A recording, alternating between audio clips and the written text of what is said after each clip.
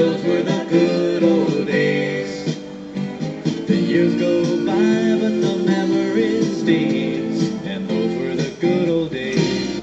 Thank you so much for going down memory lane with me. Let me take you back and tell you the story in 1995. The date is kind of shaky, but I do remember that exact date of the Pirates game, May the 25th of 1986. See that particular memory lane video. Excellent video. Anyway, 1995, I was working at Daco's Family Restaurant, and my cousin Sean was working there as well. Well, Sean and I had been Oilers fans since 1984, back in the days of Warren Moon and Ernest Gibbons and Drew Hill and company, some of the actual players of the Oilers back then. We had been fans, like I said, since 1984. We were fans, like I said, in 95. That would make us fans for just a little over 11 years. And the highlight that I'll never forget is going to see the Cleveland Browns up at the old Cleveland Stadium play against the Houston Oilers. Of course, back then, Warren Moon was not the quarterback for the Cleveland Browns. I believe Cody Carlson was back then. And it was also Steve McNair's rookie year in 1995, coming up from Alcorn State. It was just an excellent, wonderful time to be able to go up there and watch them play. The Browns ended up getting beat 31-10, and that was the year that the Browns were having some problems trying to deal with Art Modell, who had this crazy whacked idea to take the Browns and their history, what they meant to the NFL over the years, and move them to Baltimore to become the Baltimore Ravens. The Browns were able to keep their history, their records, their history, their colors, everything in the Cleveland Browns name. They rejoined the NFL, of course, in 1999, and they had a new stadium built and whatnot, new owners, new GMs, and all that other different, all the other different situations. Or the different things there that corresponded with them. But anyway, 31-10 was their 31-10, I believe, was the final of that actual game. Sean and his girlfriend at the time, Sherry Dodd, and Fred Ellenbruch, a guy that we worked with. Fred was a real whack job, so to speak.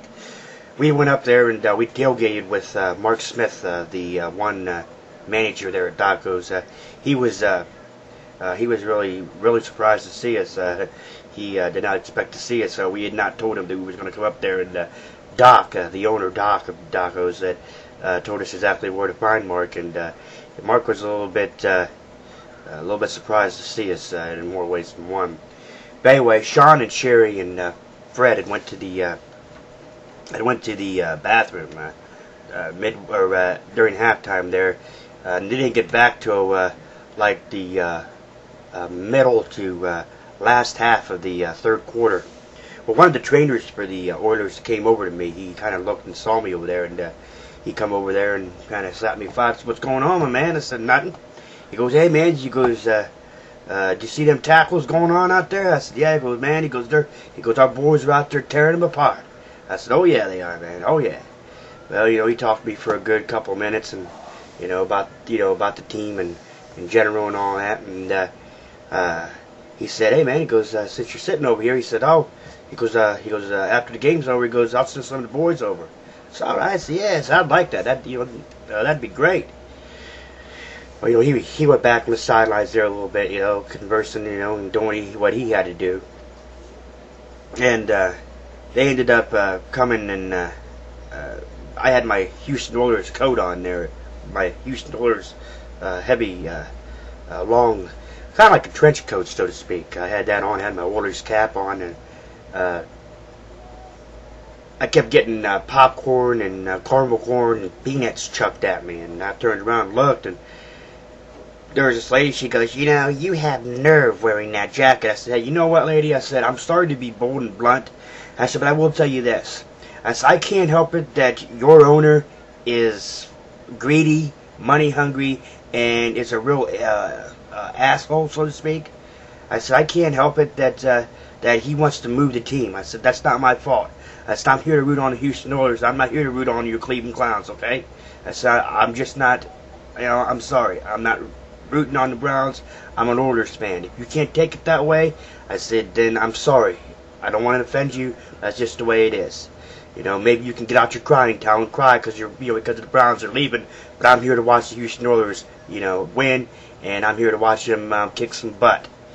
But the lady basically saying, well, you got nervous. So look, ladies, I don't want to hear any more out of you.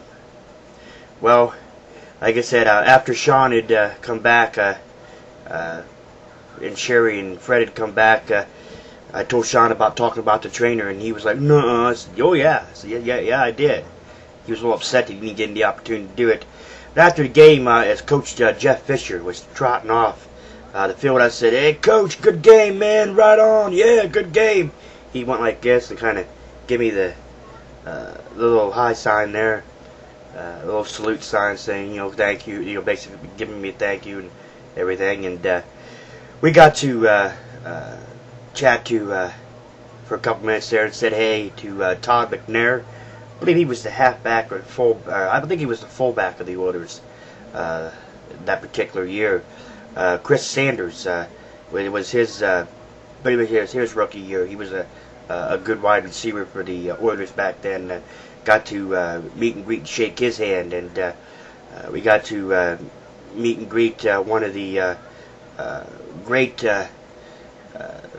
Oilers players of all time, as far as I'm concerned, and Ray Childress. He came over and kind of slapped us a little bit of five and whatnot. Really a highlight for me of the day, that particular day, was to meet and greet with the players and let them know, that we were fans and we were happy to actually be there to support them.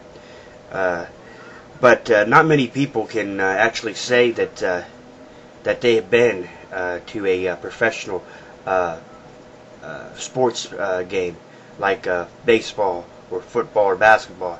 I, however, have been to that game in 1995 there with the Cleveland Browns and the Houston Oilers, and I was also there to see the Pittsburgh Pirates play with Aunt Bodie and Uncle Greg there.